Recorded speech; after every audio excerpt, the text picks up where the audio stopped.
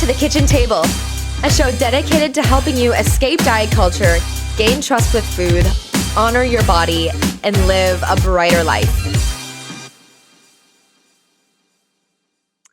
Hello and welcome to The Kitchen Table. I've got Natalie here, and I'm so excited for you to meet her. She and we got certified together in this program. It's called the Let Your Body Lead Professional Certification Program through Casey Berglund over at Worthy and Well. If you're on your phone right now, go give Worthy and Well a follow. And while you're at it, go follow Natalie at Natalie, Pomme, on Instagram. Natalie and I got certified together. And in addition to that, she's a mom of two. She's a part-time office manager, an occasional writer, and an advocate for an intuitive eating and living.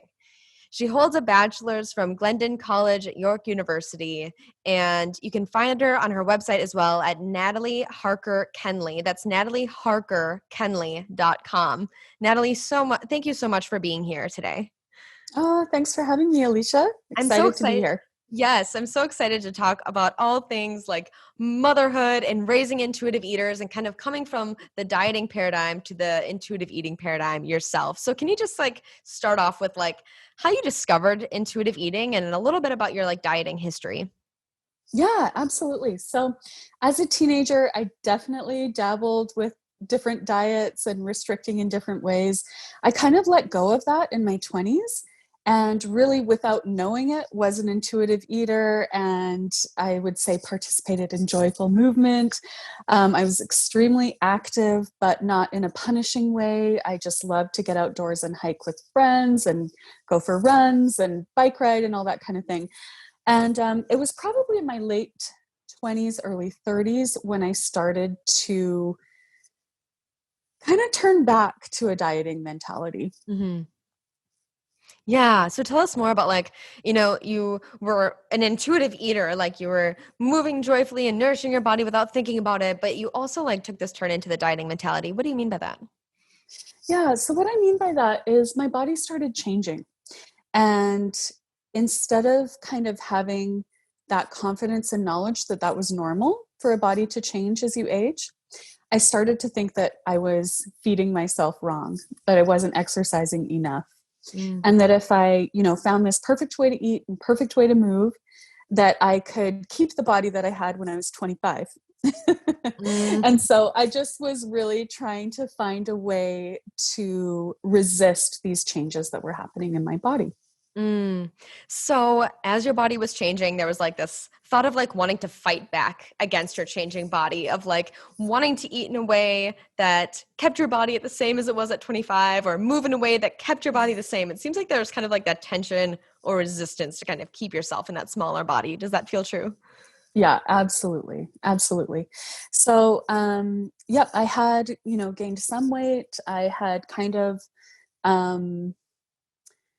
I wasn't able to maintain the level of exercise as comfortably. And also, my husband and I started to try to have children. And I ended up having a series of miscarriages. And each one was, really felt very hard on my body. And so I think because part of that sense of feeling out of control was I wanted to, find some answer through diet or exercise that would make my body do what I wanted it to do. I thought maybe if I eat this perfect way too, then, next time I get pregnant, maybe it'll stay. And not realizing, the complexity of why miscarriages happen. And there are so many different things, that can cause a miscarriage. And, experts don't even know, in many cases it's, any combination of chromosomal abnormalities that can cause a miscarriage. And yet there seems to be this pervasive message that if we can only eat perfectly, we can somehow prevent our bodies from experiencing, pain and aging and changes. And so that's kind of where it was coming from. Isn't that just all part of the promising through dieting that diet culture imposes, that if you eat this way, your life will be exponentially better? And that even makes its way into the medical scene, where it's gosh, when things happen to our bodies, I mean, how traumatic to have a series of miscarriages, and to feel also like there's some salvation in diets to help spare you of that pain and to help spare you of that body change. What at the bottom of that or after this came next for you? So I was able to carry a pregnancy to term, and I had my first son, and I was absolutely thrilled. And a couple years later, I had my second child. And it was really after the birth of my second son where I feel like I kind of hit rock bottom in terms of body dissatisfaction. So I had gained quite a bit of weight. I was feeling very uncomfortable physically. 3 weeks after my second son was born, I had to have my gallbladder removed. I was separated from him and in the OR. It was an emergent surgery, and so it felt kind of traumatic. And so there was just like a lot of things piling on top of each other Mm-hmm. where I felt really uncomfortable in my body. Mm-hmm. So it seems like there was a correlation between the labor that you went through the two children that you have and this cholecystectomy, having your gallbladder removed. Tell me about the connection between like being in labor and having two children and also this cholecystectomy. Tell me about the correlation with those two things with weight. Or how did that bring it back to the conversation about weight? Sure. So there can be a lot of blame placed on individuals when they have gallbladder problems. So they can be told, you're eating too much fat. You need to shift your diet to, a different way. Mm-hmm. Um, and I think that I was internalizing that, although we do know that pregnancy can be a trigger for gallbladder problems. Mm-hmm. We also know that there's a very strong genetic correlation. And I hadn't realized that several of my aunts and my grandmother and a bunch of people in my family had also had gallbladder problems. Um, they have different weights as well. Not, Mm-hmm. some of them are smaller, some are similar size to me. And so, and anyhow, my point in that is that I feel like in the medical establishment, sometimes certain health problems are blamed, on one's body size or diet. And so that experience certainly left me feeling more vulnerable to the diet culture message. And of course, when you're told by the medical community that things are the way they are because of their weight, or that we, had to, and I know in my case, as I stated in episode 2 of like being overweight, like telling the doctor telling me that was like a moment where I felt like my weight was the problem and this is causing all of these other problems in my life. So it's like that self-blame Mm-hmm. that's put on is definitely correlated to weight for so many of us listening. So tell us what happened after this event. Obviously, your body was left incredibly depleted after, having this gallbladder surgery. And what came next for you? Sure. Yeah. So, I'd given birth. 3 weeks later, I had surgery. I was breastfeeding, caring for a toddler. And I remember this distinct moment of coming into my kitchen and feeling at a complete loss for what to feed myself. My body needed a lot of nourishment. I was expending a lot of energy, and I was recovering. And yet I felt like I wasn't permitted to eat. And I also felt a lot of conflicting voices in my head saying, you should eat this way. No, you should eat this way. You shouldn't eat this. No, you shouldn't eat that. Mm-hmm. There were just so many voices in my head that had kind of taken over my ability to intuitively listen to what food would help me feel nourished and satisfied. Mm. So I think myself and so many of us listening know all about those voices in the head saying, oh, too low sugar, too high fat, too low this, too much of that, or whatever. And all of these voices Mhm. can really detach us from the ability to listen to the body and develop, like really attune to what the body is needing in that moment. And for you, the body needed energy. The body needed nutrients, right? While in the mind is like, oh, but what can I actually eat if I do all this sifting? There's a lot of conflicting nutrition and food advice being thrown around in the mind. What got you Yeah. kind of out of that? What got you to actually honoring your body and feeding yourself? So it was actually that moment of hopelessness that was a huge changing point for me. Wow. Um, shortly after that experience, I found the work of Isabel Foxenduke, who she's a sociologist actually, but she teaches people how to reject diet culture. Love it. And she talks about how the answer to the answer is actually permission to eat, full permission to eat. Yeah. And so I started finding other resources that kind of supported this view of nourishing ourselves. And there's a story, actually, I met a woman shortly after this, crisis in the kitchen. Mm-hmm. I met a woman who was a nurse practitioner, and she shared with me that she had studied about transitions that women's bodies go through. And we talked about kind of the cyclical nature of women's bodies.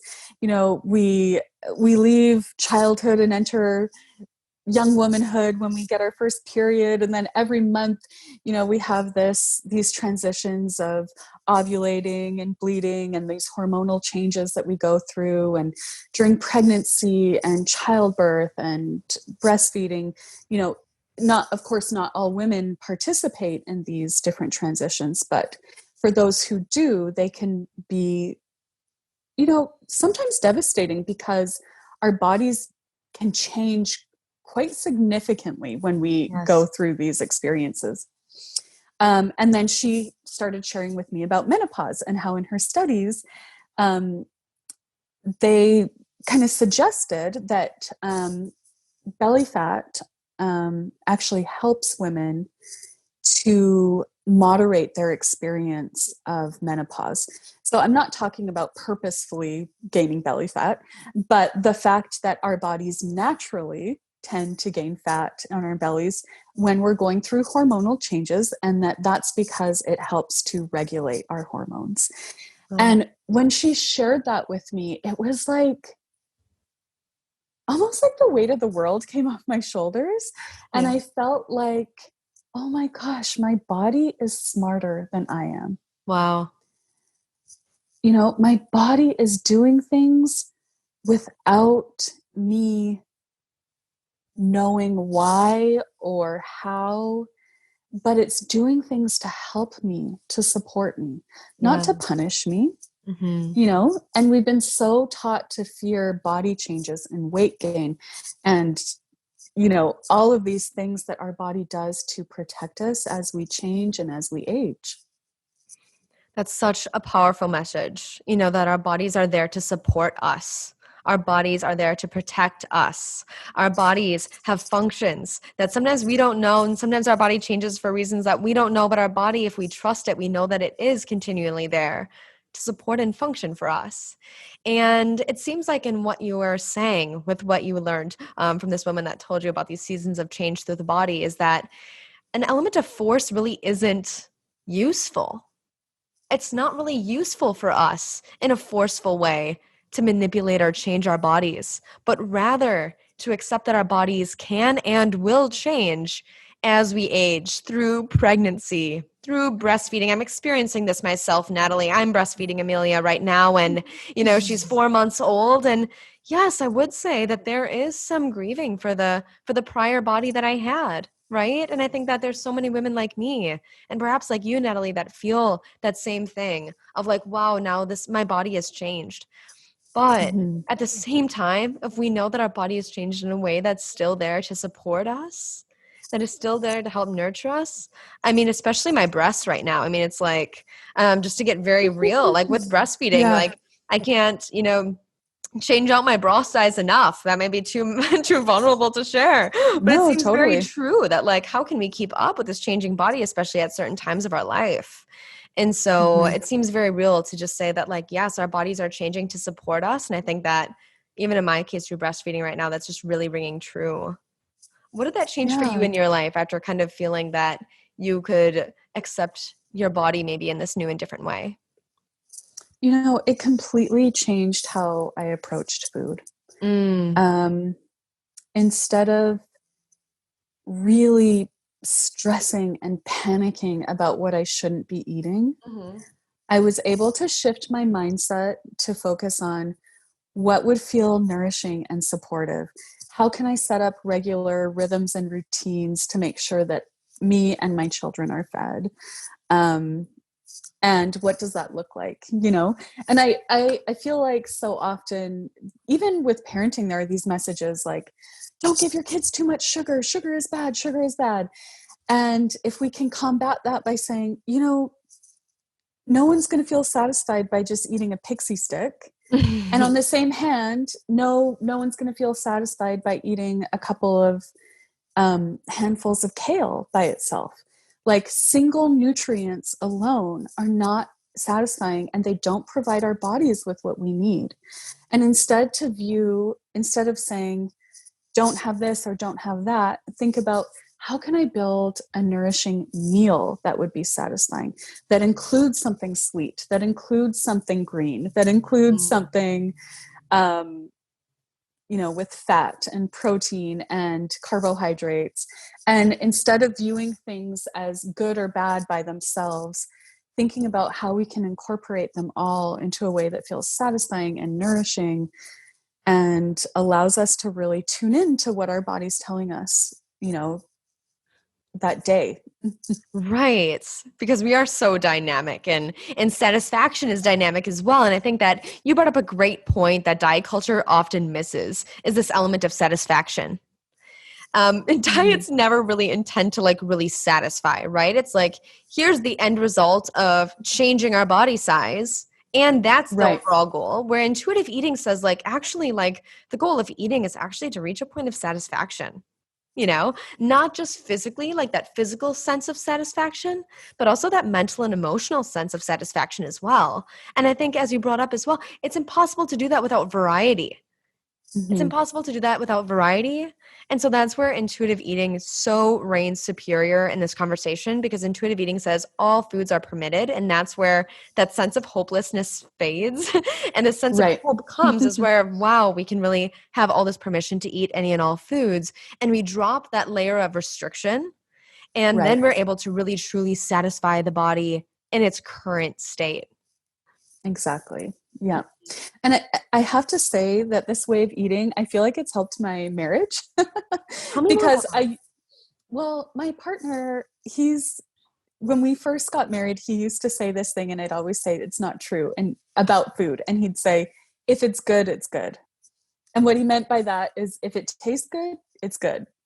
And I was always trying to tell him, like, no, because, you might think Cheetos taste good, but Cheetos aren't good for you, or whatever. But now I'm like, yeah, Cheetos can be good. I mean, it's not like Cheetos are what I eat every day, but if I want to try a Cheeto, I can enjoy a Cheeto.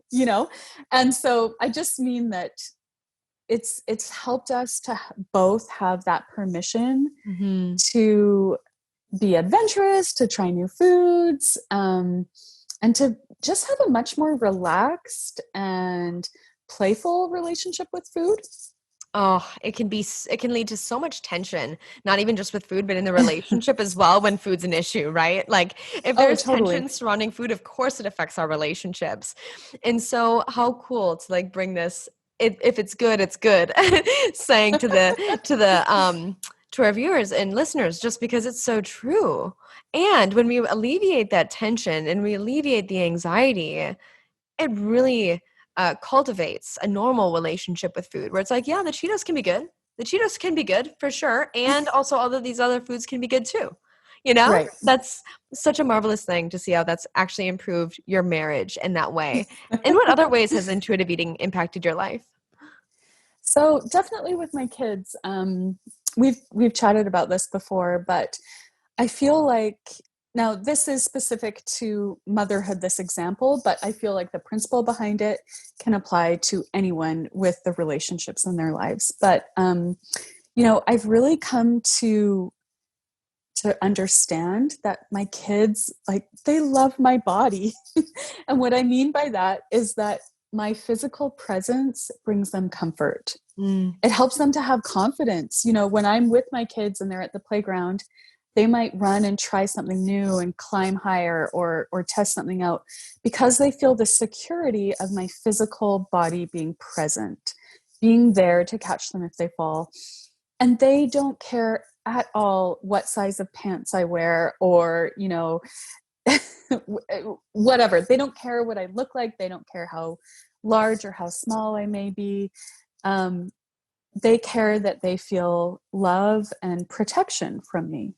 Mm, And it's got me thinking about, other people in my life and my friends, and how I mean, this sounds weird to say it this way, but I love their bodies, because their bodies, when they're in my presence, bring me joy and fun and companionship. And, we have adventures together. And it just shifts how you view the body when you stop trying to think about the body as only being worthy if it looks a certain way or weighs a certain amount. right.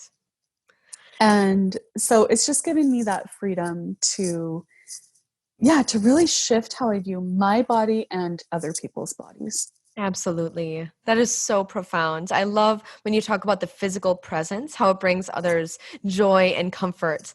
Um, so if you were to jump into, let's just say like one of your friends' bodies where you think about their physical presence and you're like, wow, I just really enjoy being around them. But you're seeing maybe them struggle with their relationship with food and their bodies. A lot of myself included, have been at war with our bodies, trying to constantly, again, like force our bodies into smaller sizes or force our bodies to look a certain way. What message do you Mm-hmm. have for women that are, rather than seeing themselves and their physical presence as something that can be empowering to themselves and others, what if they're really right now kind of in a place of tension towards their bodies? What message do you have to say for them? Yeah, the words that are coming to my mind come from an organization called Beauty Redefined, and they have a great website. You can follow them on Instagram. But some of their mantras are, the body is an instrument, not an ornament. Mm. And they also often say, you are more than a body. Yeah. And for me, it's really letting that message sink in so deep that, we can spend all of our money, all of our energy, all of our time trying to shrink our bodies, or we can feed ourselves and get enough rest, and we can pursue something with real depth and meaning. What do you want to do with your life? What do you want to study? What do you want to read? What impact do you want to leave on your friends, on your parents, if you have children, on your colleagues? What kind of depth and meaning can we have time to explore if we stop being so focused on our appearance and shrinking our bodies? And I say that with so much love and compassion, because I have been there. Yeah. And I know that the forces in our culture pressure us so much to think that our purpose in life is to look young and thin. And I'm just, here to add my voice to the voice of so many great people like yourself, Alicia, who are saying, there's more to life. You're more than a body. Your body's an instrument, not an ornament. My whole body just had a reaction to all of those words. I have like these little like tears in the corners of my eyes. That's so beautifully said. And I think that that's what this podcast as well is just like all about, like looking for like deeper depth and meaning beyond the more superficial food and body stuff, really looking deeper to like who we really are underneath all of our food and body stuff. If we really sifted through that and got to our core purpose and how we're truly meant to show up in the world and to shine, if we thought about that, just how you think about all of your friends when they're in your presence, knowing how they're showing up and loving how they're showing up, how can we fully show up if we unearthed all of that food and body stuff and sifted through it? An amazing thought to share. Thank you so much. And I also love Beauty Redefined. So thank you for Oh, sharing good. them as well. Do you have anything more about intuitive eating or discovering an element of body acceptance or letting our body lead through the certification that we have together? Anything in any of those realms that you want to leave those listening or those viewing today with? Yeah, well, I'll kind of leave with a thought you and I have chatted about before too, but Mhm. kind of the difference between seeking perfection versus mastery.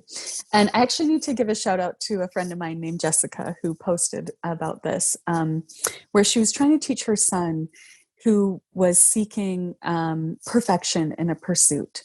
And she was encouraging him. First of all, she was saying, perfection is never expected in this house. Mm. And a much more satisfying and meaningful goal is to seek mastery. So, mastery is comprehensive knowledge and wisdom or development of a skill. Mastery allows for all kinds of mistakes. But perfection is like a fleeting, maybe it can be achieved, maybe it can't. It doesn't, the pursuit of perfection can never leave you satisfied. Mm.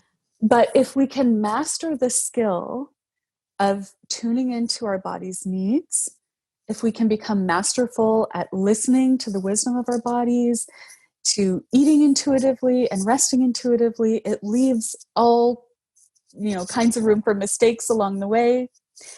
We can develop a joyful, lasting relationship with our bodies. So I just think it's exciting to focus on mastery over perfection when it comes to our relationship with our bodies, how we feed our bodies, how we move our bodies. So that's my my thought for the day.